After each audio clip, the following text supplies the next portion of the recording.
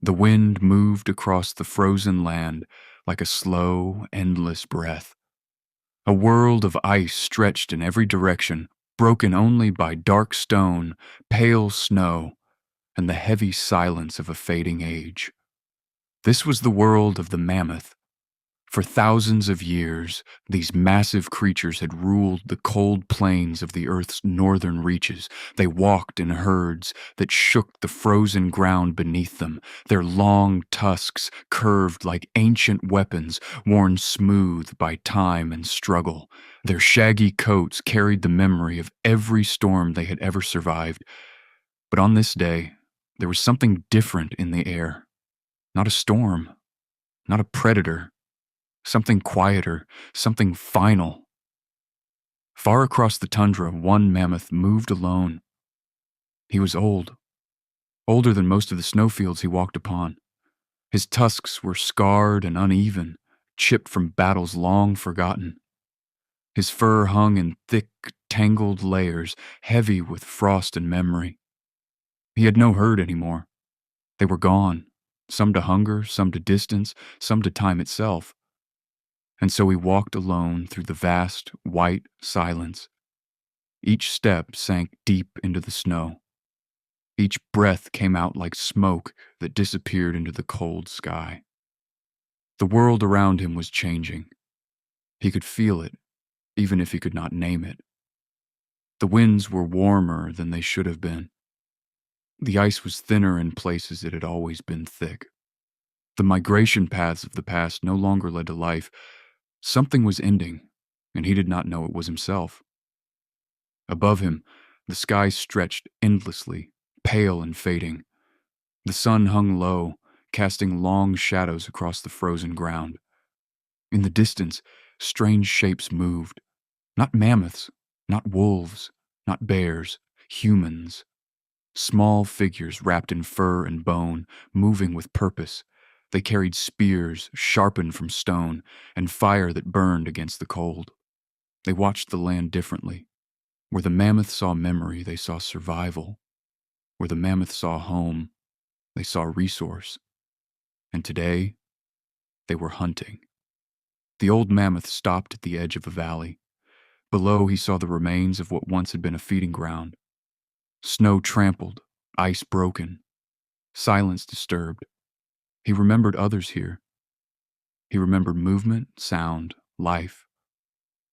Now there was only emptiness. He lowered his massive head and exhaled slowly. The breath hung in the air longer than usual, as if even the world itself was holding on to it. Behind him, the wind shifted. A scent drifted through the cold, sharp, unfamiliar, and dangerous. The mammoth turned slowly. On the ridge above him stood the hunters.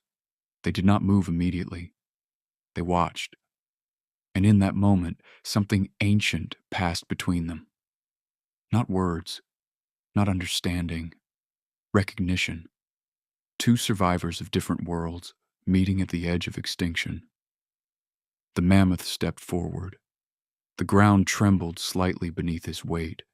He was not charging, not fleeing, just moving, because that was what he had always done. Move forward, survive, endure. But endurance, he would soon learn, is not always enough. The first spear flew through the air. It cut through the wind like a breaking branch. It struck the mammoth's side with a dull, heavy impact. He did not fall. Not yet. He turned sharply, tusks sweeping through the air in a wide arc, forcing the hunters back. Snow erupted beneath his movement, clouds of white rising like ghosts.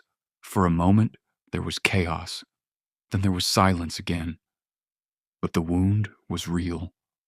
Warmth spilled into the cold, and the mammoth felt something new. Not fear, but weight. He moved away from the ridge, deeper into the valley. The hunters followed at a distance, careful, patient. They had done this before. The mammoth did not know this. He only knew that something was wrong inside him now, something broken, something leaking into the frozen world. Each step became heavier. each breath shorter. Still he walked. Hours passed, or maybe it was only moments. Time had no meaning in the snow. The sky shifted slowly above him, turning from pale white to deepening gray. The world grew quieter. Even the wind seemed to hesitate. At last, the mammoth reached a small rise overlooking a frozen lake. He stopped. Below him, the ice stretched out like glass, perfect, still, silent. He remembered water here once, moving water, living water. Now it was locked in endless sleep. He lowered himself carefully, his massive body trembling slightly, not from fear, from exhaustion. Behind him, the hunters stopped at the edge of the ridge. They did not approach. They watched. They understood, in their own way, that the end was near. The mammoth lifted his head one last time. The sky above him darkened. Clouds gathered slowly, as if the world itself was closing its eyes. He exhaled, a long, deep breath. And in that breath was everything he had ever known.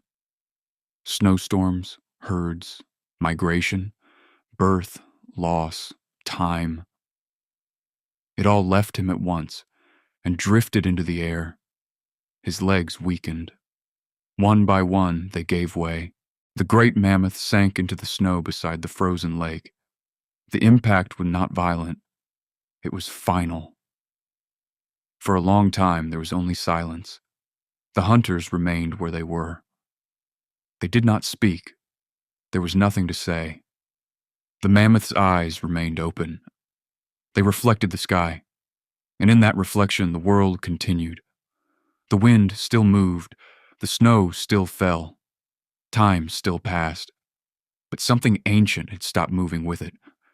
And then, very slowly, even the breath of the mammoth faded.